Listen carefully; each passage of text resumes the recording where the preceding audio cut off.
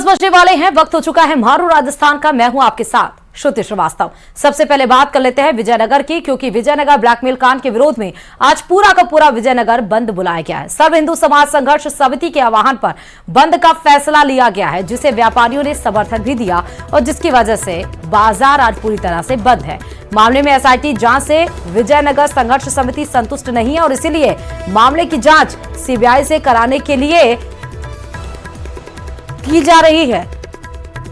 और इसके साथ ही कई मांगों को लेकर विरोध भी यहां पर दर्ज किया जा रहा है। पुलिस प्रशासन अलर्ट मोड पर है, अतिरिक्त जाब्ता तैनात किया गया है।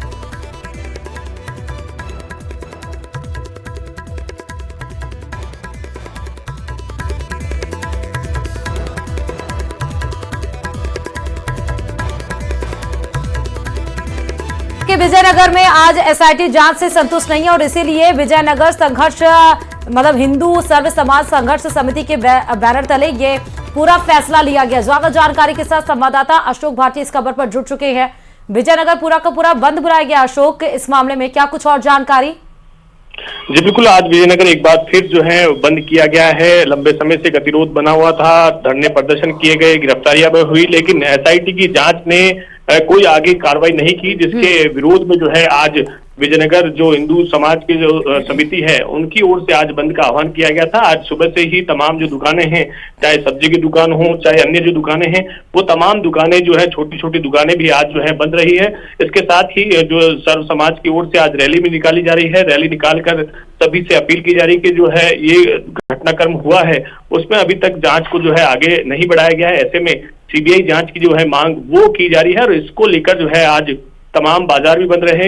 सर्व समिति से जो है इस निर्णय को लिया गया। आज बाजारों को बंद कराने के दौरान जो है गतिरोध भी यहाँ पर ना हो, इसे लेकर पुलिस को जो जाप्ता है वो एडिशनल एसपी रैंक के अधिकारी हैं, डिप्टी रैंक के अधिकारी हैं, वो भी मौके पर मौजूद है। मॉनिटरिंग इस पूरे घटनाक्रम को लेकर जो है की जा रही है और यही मांग की जा रही है कि इस मामले की जो जांच है वो सीबीआई से कराई जाए, क्योंकि ये जो घटनाक्रम है हिंदू जो बच्चियां हैं उनको लेकर है। छोटी छोटी नाबालिग बच्चियों को प्रेम जाल में फंसाकर जो है उनके साथ देश शोषण किया गया और इस मामले में हालांकि पुलिस ने कार्रवाई करते हुए करीब जो है 14 से 15 लोग हैं उनको गिरफ्तार यहाँ पर किया है। कुछ नाबालिग भी निरुद्ध किए गए हैं, लेकिन इसमें भी संतुष्टि जो है ग्रामीणों को नहीं है, जो विजयनगर के निवासी हैं उनको नहीं है। तो परिजनों का ये आरोप है कि इस मामले में किसने फंडिंग की, ये गिरोह कहां से संचालित हो रहा था, इसको लेकर जो है एसआईटी ने आगे कोई कार्रवाई नहीं की है। तो इस मामले में सीबीआई से जांच होनी चाहिए, कौन इसमें लिप्त है कौन नहीं लिप्त है, इसका खुलासा पूर्ण रूप से होना चाहिए। इसी मांग को लेकर एक बार फिर जो है इस आंदोलन को लेकर जो है सड़कों पर विजयनगर वासी उतरे हैं, संघर्ष समिति उतरी है। अब देखना होगा आगामी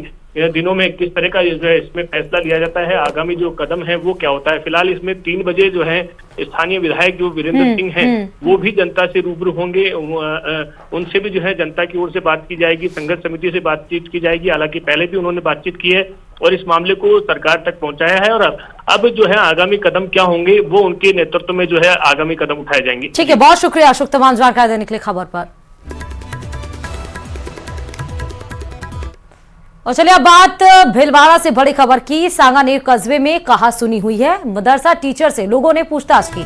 झारखंड से टीचर चंदा मांगने का काम करता था, वहां से आया था और इसी पर दोनों पक्ष सुभाष नगर थाना पहुंच गए। पुलिस ने दोनों पक्षों से समझाइश की है।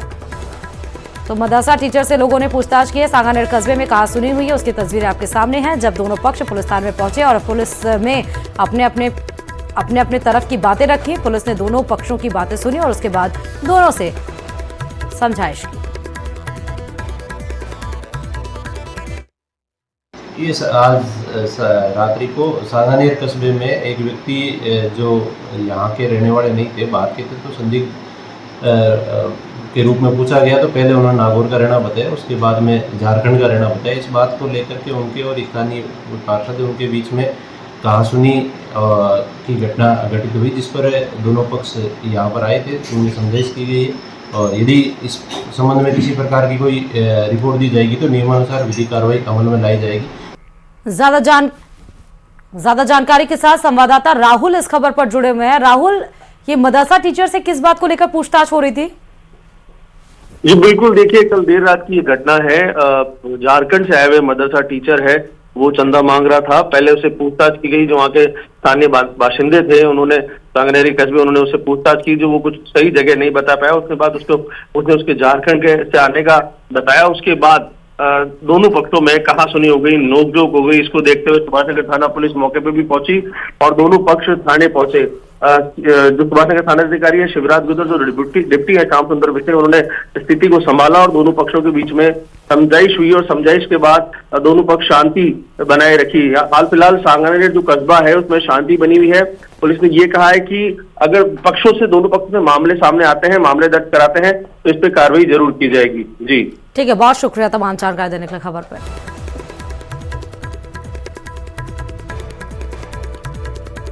और आज जयपुर में बीजेपी का होली मिलन समारोह होगा और इसका आयोजन बीजेपी प्रदेश अध्यक्ष मदन राठौर की अध्यक्षता में होगी, जिसमें सीएम भजनलाल शर्मा भी शामिल होंगे और बीजेपी पदाधिकारियों के साथ वो होली भी खेलेंगे। तो होली स्नेह मिलन समारोह आयोजित होने वाला है। जवाहर सर्कल के पास एपी हॉल में ये आयोजित किया जाएगा। सुबह 11 बजे का समय बताया जा रहा है, जहां पर मुख्यमंत्री पहुंचेंगे और वहां पर होली स्नेह मिलन समारोह में होली खेलेंगे। ये तस्वीर उस समय की है जब होली के वक्त अपने कार्यकर्ताओं से, आम जनता से मुख्यमंत्री ने होली खेली थी। और आज होली स्नेह मिलन समारोह बीजेपी अध्यक्ष मदन राठौर की अध्यक्षता में आयोजित किया जा रहा है। बीजेपी पदाधिकारियों के साथ आज होली खेलते हुए मुख्यमंत्री आपको नजर आएंगे। खबर नागौर से है, जहां खिमसर विधायक रेवंत राम जागा का लेटर वायरल होने के मामले में बीजेपी की प्रदेश उपाध्यक्ष ज्योति वर्धा ने बयान दिया। उन्होंने कहा कि जिसने लेटर लीक किया है उसका लिंक हमारी पार्टी से है और सीएम और प्रभारी के संज्ञान में सारी बातें आ चुकी हैं। मुख्यमंत्री से एक विधायक अपनी अगर कोई बात बंद लिफाफे में अगर उनके सामने पेश करता है तो ये बिल्कुल उसका अधिकार है करने का। जिसने उसको लीक करा है उस बारे में भी सूचना मिल चुकी है। कुछ लोगों ने उससे पहले ही ये बात फैला दी थी कि भाई ऐसा ऐसा एक पत्र हमारे हाथ में आ चुका है और समय आने पर हम उसको रिलीज करेंगे। और उसका जो कनेक्शन है वो भी अफसोस की बात है कि हमारी पार्टी में ही निकल करके आया है। लेकिन इस बात को बहुत सीरियसली लिया गया है और मुझे पूरा विश्वास है कि जो हमारा सीनियर लीडर्स हैं, मुख्यमंत्री जी हैं, प्रदेश अध्यक्ष जी हैं और हमारे प्रभारी राधा मोहन जी हैं, इस बात को उनके संज्ञान में लेकर आया गया है, उनको ध्यान है और उसके ऊपर जल्दी कोई ना कोई एक्शन होना चाहिए। और ये भी खबर नागौर से ही है। नागौर में डिस्कॉम की कार्रवाई पर बीजेपी प्रदेश उपाध्यक्ष ज्योति मिर्धा ने सवाल उठाए हैं और डिस्कॉम के रवैये पर कड़ी नाराजगी भी जताई। ज्योति मिर्धा ने कहा कि डिस्कॉम मार्च के महीने में ग्रामीणों किसानों के कनेक्शन काट रही है, जबकि कई नेताओं के लाखों रुपए के बिजली बिल बकाया है। क्या कुछ और कहा है, सुनाते हैं आपको। एक मुद्दा काफी, मैं जब कल से आई हूं तब से एक ज्वलंत मुद्दा सामने आ रहा है। जगह जगह जो हमारे बिजली विभाग के लोग हैं, ये मार्च का समय है और इनको अपने टारगेट्स अचीव करने हैं, तो ये जगह जगह कनेक्शंस काट रहे हैं। तो एक चीज मैं मीडिया के माध्यम से संज्ञान में लेकर के आना चाहती हूँ कि हमारे बड़े नेता हैं कई, जिनके खुद के बिजली के बिल काफी लंबे समय से बकाया है। और अगर प्रशासन अगर कुछ करता है तो पहले उनके बिजली के बिल काटे, बिजली उनका कनेक्शन काटे और उसके बाद में अगर आम जनता की कोई बात होती है तो उसको लेकर कहें। सिर्फ अपने राजनीतिक बल के पीछे 13-13 लाख के बिजली के बिल बकाया हैं, 3-3 लाख के बिजली के बिल बकाया हैं, तो उनके बारे में मैं चाहूंगी कि आप भी जाकर के प्रशासन से सवाल करें कि ये कनेक्शन क्यों नहीं कट रहे। जब पीछे बाई इलेक्शन का समय था उस टाइम पर भी मैंने ये चीज उजागर करी थी और उस टाइम पर एक बार चर्चा भी चली थी। हनुमान बेनीवाल जी जिस घर में रहते हैं वो कनेक्शन तो शायद किसी और के नाम है, उनके भाई के नाम पे है, लेकिन वहां लगभग 13 लाख रुपए का बिजली का बिल बकाया है। नारायण बेनीवाल जी जिस घर में रहते हैं उस घर का बिजली का बिल लगभग 3 लाख रुपए का बकाया है। तो सरकार इस चीज का संज्ञान ले और मैं चाहूंगी, मैं ऊपर भी इस बात को रखूंगी और मंत्री जी से भी बात करूंगी कि पहले अगर उदाहरण सेट करना है तो आप सही जगह से उदाहरण सेट करने का प्रयास करें। और जो सरकारी कई महकमे हैं जिनके बिजली के बिल सालों साल से बकाया पड़े हुए, पहले वो अपने बिल जमा कराएं, उसके बाद में किसानों की बारी आई। प्रतापगढ़ शहर के हाउसिंग बोर्ड कॉलोनी स्थित धरियावद रोड पर आज सुबह करीब 5 बजे एक गैस टंकी फटने से बड़ा हादसा होते होते टल गया। विस्फोट इतना ज्यादा जोरदार था कि एक गुमटी पूरी तरह से क्षतिग्रस्त हो गई, जिसकी तस्वीरें आपके सामने हैं और उसके टुकड़े टुकड़े दूर दूर तक बिखर गए। इस धमाके के कारण आसपास के लोग घबरा गए और तुरंत फायर ब्रिगेड को सूचना दी। सूचना मिलने पर नगर परिषद की फायर ब्रिगेड की टीम मौके पर पहुंची, आग पर काबू पाया। धमाके के बाद गैस टंकी के टुकड़े इधर उधर फैल गए, जिससे इलाके में दहशत का माहौल बन गया। हालांकि राहत की बात यह रही कि कोई व्यक्ति घायल नहीं हुआ।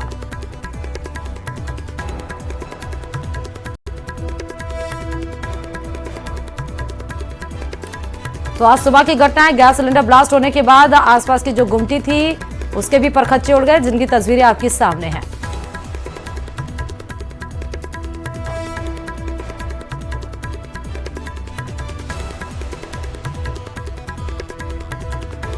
तो प्रतापगढ़ से बड़ी खबर है। प्रतापगढ़ में गैस सिलेंडर में ब्लास्ट की ये सीधी खबर और उसकी तस्वीरें आपको दिखा रहे हैं।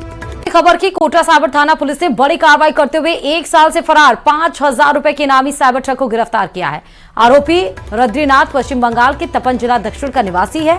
आरोपी पिछले 1 साल से अलग अलग इलाकों में फरारी काट रहा था। पुलिस को एक महिला से 1 लाख रुपए की साइबर ठगी के मामले में आरोपी की तलाश थी। पिछले साल 29 मार्च महिला लाडकवर ने साइबर ठगी की रिपोर्ट दर्ज करवाई थी, जिस पर आरोपी को गिरफ्तार किया गया।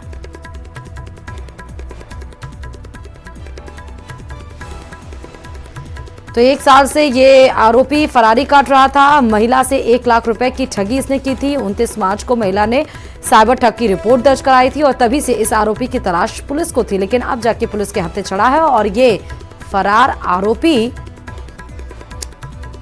को पुलिस ने गिरफ्तार कर लिया है।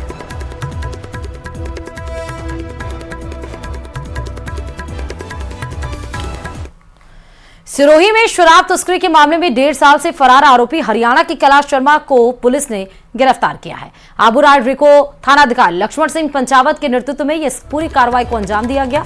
पुलिस ने 15 अक्टूबर 2023 को मावल चौकी पर मिनी ट्रक से पंजाब निर्मित शराब के 209 कार्टन जब्त कर एक आरोपी को गिरफ्तार किया था। वहीं इस मामले में आरोपी कैलाश शर्मा करीब 1.5 साल से फरार चल रहा था।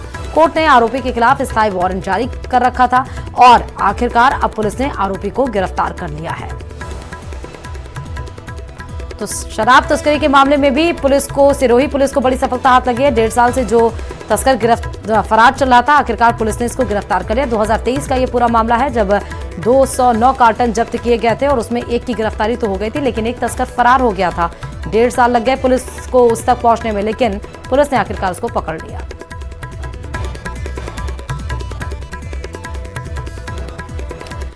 और चलिए बीकानेर के नापासर से बड़ी खबर भी बताते चले। अतिक्रमण पर प्रशासन का बुलडोजर चलता हुआ नजर आया है। नगर पालिका प्रशासन की कार्रवाई यहां देखने को मिली है। चुंगी चौकी से स्टेशन रोड तक अवैध अतिक्रमण हटाया गया है। अतिक्रमण नहीं हटाने पर सख्त कार्रवाई की चेतावनी भी यहां पर दी गई है। तो अतिक्रमण पर आप देखिए प्रशासन का बुलडोजर चलता हुआ नजर आ रहा है। जहां जहां अतिक्रमण है आप देखिए वहां वहां सरकार की पैनी नजर रखी हुई है और प्रशासन की पैनी नजर, और कोई भी अब अवैध अतिक्रमण नहीं कर सकता है। और एक बार फिर से बीकानेर के नापासर में उसी तरह के अवैध अतिक्रमण पर पीला पंजा चलता हुआ नजर आया है।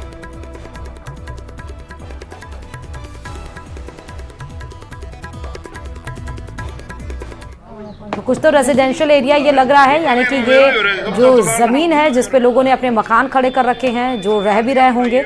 हालांकि ये जमीन उनकी अवैध जमीन नहीं थी, लीगल प्रॉपर्टी नहीं थी, इलीगल प्रॉपर्टी थी जिस पर उन्होंने मकान खड़ा कर रखा है। लेकिन नोटिस समाने के बाद भी ये वहां से नहीं हटे और इसीलिए प्रशासन को मजबूरन पीला पंजा चलाना पड़ा। अवैध अतिक्रमण के खिलाफ एक बड़ी कार्रवाई यहाँ पर बीकानेर के नापासर में देखने को मिली है। झालावाड़ के ज्वालापाचन में नगर पालिका प्रशासन ने महात्मा गांधी कॉलोनी में अवैध निर्माण को जेसीबी से ध्वस्त किया है। एक तो बीकानेर में आपने देखा अवैध निर्माण के खिलाफ बड़ा एक्शन, दूसरा झालावाड़ में भी अवैध निर्माण के खिलाफ बड़ा एक्शन देखने को मिला। पार्षद पंकज वैष्णव ने 27 फरवरी को राजस्थान संपर्क पोर्टल पर और नगर पालिका प्रशासन को इसकी शिकायत दर्ज कराई थी। नगर पालिका की ओर से साल 1984 में महात्मा गांधी कॉलोनी में भूखंडों का आवंटन किया गया था, जिसमें कुछ भूखंडों के आवंटन में अनियमितता पाए जाने और पालिका को सीधे आवंटन का अधिकार नहीं होने के कारण कुछ भूखंडों का आवंटन निरस्त कर दिया गया था। इसके बावजूद भी एक व्यक्ति ने अवैध निर्माण कर रखा था और उसी व्यक्ति के अवैध निर्माण पे पीला पंजा चलता हुआ आपको दिखाई पड़ रहा है। क्योंकि भूखंड तो अलॉट हुए थे, लेकिन कुछ भूखंड जब नापे गए तो उसमें कुछ अनियमितताएं पाई गई, जिसके बाद से उसको निरस्त कर दिया गया था। निरस्त करने के बाद भी एक व्यक्ति ने उस पर बिल्डिंग खड़ी कर दी, जिसको अब ध्वस्त किया गया है। और इधर झालावाड़ पुलिस अवैध शराब बनाने वालों पर शिकंजा कस रही है। सदर थाना पुलिस ने अवैध शराब बनाने के ठिकानों पर छापेमारी कर कार्रवाई कर 5300 लीटर वॉश नष्ट किया है। पुलिस ने 17 लीटर हथकढ़ शराब जब्त कर 3 मामले दर्ज किए हैं। पुलिस मुख्यालय के निर्देश पर जिले में अवैध शराब के खिलाफ अभियान चलाया जा रहा है। जरनैल और चांदिया खेड़ी इलाके में पुलिस ने ये छापेमार कार्रवाई की है। वहीं कार्रवाई के दौरान आरोपी मौके से फरार हो गए।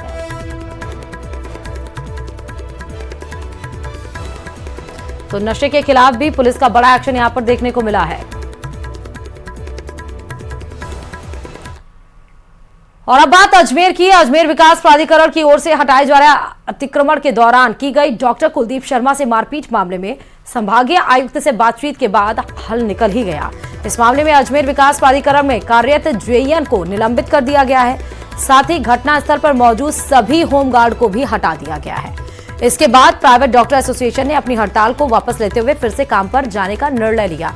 आपको बताते चले कि गुरुवार को यानी बीते गुरुवार को पंचशील स्थित एक प्लॉट की जमीन को लेकर अजमेर विकास प्राधिकरण कार्रवाई करते हुए डॉक्टर कुलदीप शर्मा के मकान को ध्वस्त कर दिया और इस दौरान उनके साथ मारपीट कर अभद्रता भी की गई, जिसके विरोध में प्राइवेट डॉक्टर एसोसिएशन की ओर से बंद रखा गया था। लेकिन अब यह मसला यानी मामला सॉल्व हो चुका है।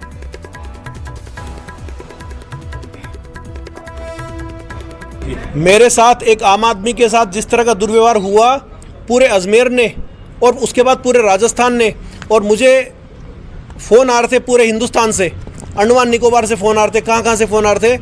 सब लोगों ने जिस तरह से मेरा साथ दिया, सभी समुदाय के लोगों ने, सभी जाति के लोगों ने, मेरे चिकित्सक समुदाय के लोगों ने, वकील समुदाय के लोगों ने, सभी प्रोफेशनल समुदाय के लोगों ने जिस तरह से मेरा साथ दिया, मेरे समाज ने, ब्राह्मण समाज ने, सब ने साथ दिया। मैं इसके लिए अपना सहृदय धन्यवाद देता हूँ। डॉक्टर कुलदीप शर्मा के साथ जो एडीए द्वारा कार्रवाई की गई, मारपीट और उन सबको लेकर के आज यहाँ संभागीय आयुक्त के यहाँ वार्ता हुई। वार्ता बहुत अच्छे वातावरण में हुई। दौसा में राजस्थान एमबीसी युवा बेरोजगार महासंघ का धरना जारी है। जिले के सिकंदर में गुर्जर समाज के शहीद स्थल पर यह धरना प्रदर्शन जारी है, जिसमें रीट 2018, रीट 2021 के पदों पर नियुक्ति की मांग भी की जा रही है। साथ ही एमबीसी में 5% आरक्षण में रोस्टर प्रणाली के पदों के वर्गीकरण की भी मांग यहां पर रखी गई है। तो तस्वीरें आपके सामने हैं, धरना स्थल से सीधे तस्वीरें, जहां पर कुछ लोग देखिए धरने पे बैठे हुए हैं। सिकंदरा में गुर्जर समाज धरने पर बैठा हुआ है। रीट 2018, रीट 2021 के पदों पर नियुक्ति की मांग की जा रही है। पशु चिकित्सक अधिकारी, आरजीएस के एमबीसी पदों पर नियुक्ति की मांग की जा रही है और साथ ही 5% आरक्षण में रोस्टर प्राइस से पदों के वर्गीकरण की भी मांग इनके द्वारा की जा रही है।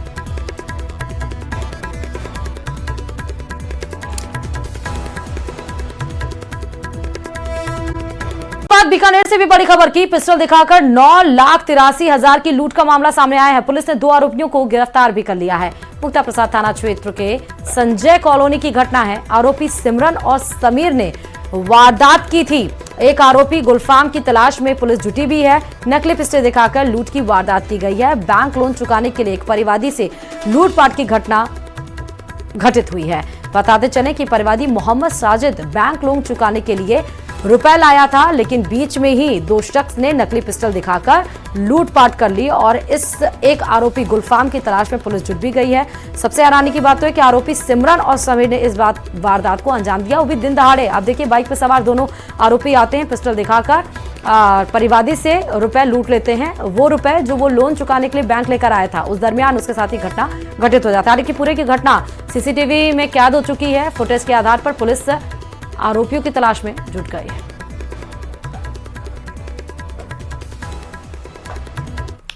अगर बाड़मेर में वन रक्षक भर्ती परीक्षा मामले में गिरफ्तारी की गई है। पूर्व छात्र संघ अध्यक्ष और कांग्रेस के युवा नेता नरेश देव सारड़ को अरेस्ट कर लिया गया है। एसओजी ने प्रारंभिक पूछताछ के बाद ही नरेश सारड़ को गिरफ्तार कर लिया है। एसओजी की टीम अब नरेश को लेकर जयपुर के लिए रवाना हो चुकी है और एसओजी के इशारे पर ही बाड़मेर पुलिस ने नरेश को गिरफ्तार किया है। तो कांग्रेस की युवा नेता नरेश देव सारड़ गिरफ्तार हुए हैं। वन रक्षक भर्ती परीक्षा मामले में गिरफ्तारी। हालांकि जब इस तरह का एक बड़ी परीक्षा जब होती है, लीक होता है, तो उसके पीछे बोला भी जाता है, आमजन बोलते भी हैं कि इसमें बड़े लोगों का हाथ होगा, लेकिन इसमें कांग्रेस की संलिप्तता की भी नजर आ रही है, क्योंकि उन्हीं का एक युवा नेता की गिरफ्तारी इसमें हुई है। हालांकि एसओजी की पूछताछ के बाद ही ये गिरफ्तारी हुई है। अब जयपुर लेकर जा रही है और पुलिस को क्या पूछताछ करनी है ये फिलहाल अभी क्लियर नहीं हो पाया है, या पुलिस ने क्या पूछताछ की है और किस तरह से इनकी भूमिका संदिग्ध लगी है कि इनको गिरफ्तार किया गया है। फिलहाल वन रक्षक भर्ती परीक्षा मामले में कांग्रेस युवा नेता की गिरफ्तारी का ये पूरा मामला बाड़मेर से है। और चलिए राजसमंद से बड़ी खबर बताते चलें। एक दर्दनाक हादसा हुआ राजसमंद में। गोमती चौराहे पर बेकाबू बस पलट गई है। बस में उस वक्त 35 से 50 सवारी मौजूद थे, जिसमें 14 लोग घायल बताए जा रहे हैं। घायलों को फौरन अस्पताल पहुंचाया गया है ताकि उनका प्राथमिक इलाज किया जा सके। बताते चलें कि ये जयपुर से अहमदाबाद की तरफ बस जा रही थी, तभी रात में ही बस अनियंत्रित होकर पलट गई।